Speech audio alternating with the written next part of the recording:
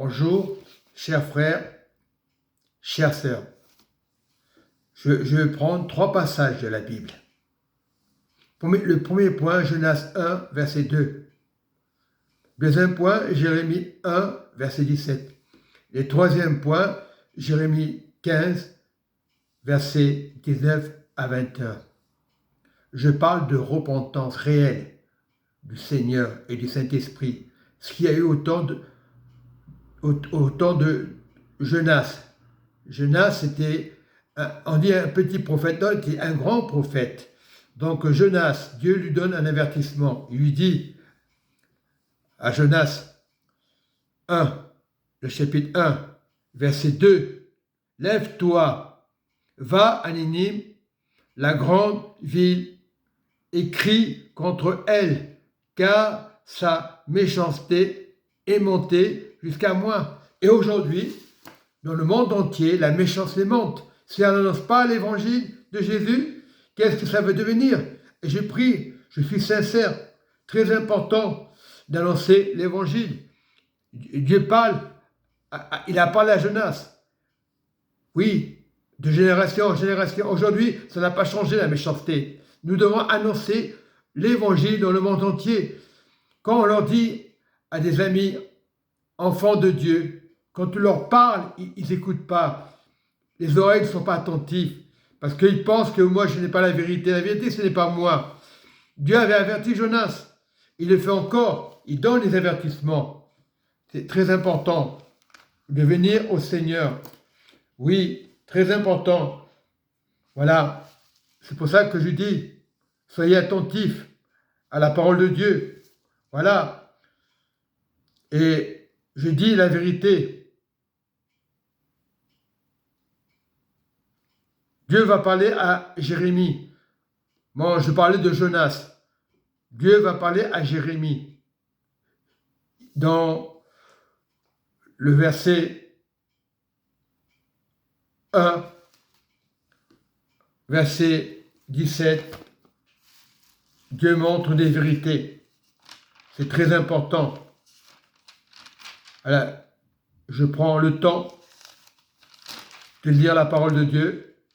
Et le verset 17 déclare, « Et toi, saint, les reins, lève-toi et dis-leur tout ce que je t'ordonnerai. » Il parle à Jérémie.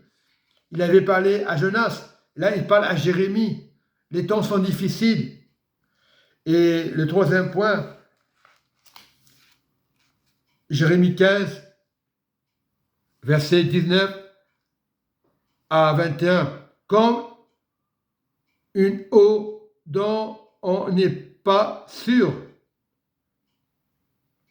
Bon, je prends le verset 19. C'est pourquoi ainsi parle l'Éternel. Si tu te rattaches à moi, à Dieu, tu dois te rattacher à Dieu, je répondrai et tu tiendras devant moi. Si tu sépares ce qui est précieux de ce qui est vil, tu seras comme ma bouche. C'est à eux de revenir à toi. On parle à toi. Jérémie est le symbole du Seigneur. Mais c'est à Dieu. Quand Dieu parle, c'est à Dieu. Il ne parle pas à Jérémie, à toi, parce que Dieu est la vérité. Dieu est pur. Soyez dans la pureté. Donc, verset 20. Je te rendrai pour ce peuple comme une forte muraille d'airain. Donc, tu n'as pas à craindre Dieu. Tu es avec Dieu. Ils te feront peut-être la guerre, mais ils ne te vaincront pas. On ne peut pas vaincre Dieu. N'aie pas peur. Il y aura des guerres. Ce qui se passe en ce moment. N'aie pas peur de la guerre.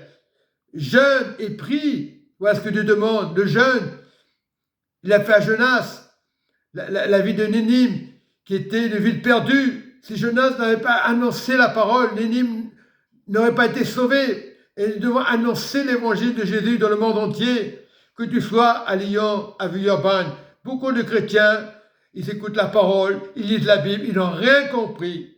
C'est bien de lire la Bible, c'est pas ça qui veut Dieu. Jeûner, mais on n'écoute pas. Oh, le frère nous raconte des bêtises. Jeûner, je fais ce que je veux, je prie. Voilà, la personne dira l'ennemi, parce que l'ennemi connaît la parole par cœur. Mais il ne connaît pas Dieu par cœur.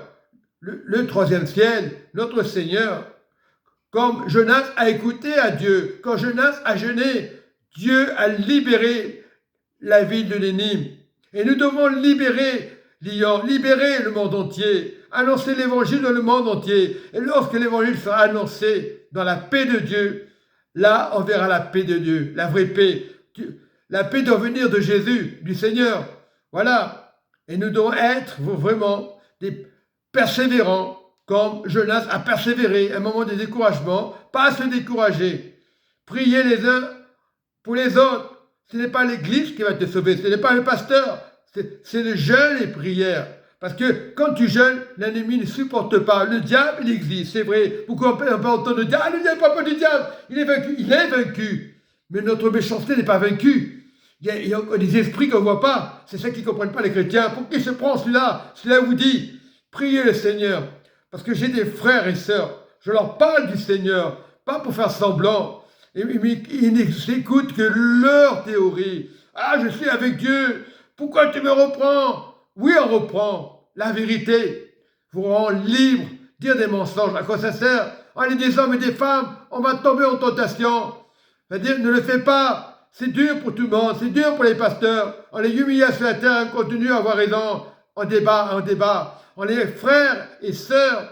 On débat le royaume, on ne débat pas. T'as pas raison, t'as tort. Oh, t'as dit que Jésus n'était pas, que Dieu, Jésus est Dieu. Et je ne lâcherai pas le morceau à certains frères que je vais annoncer cet évangile.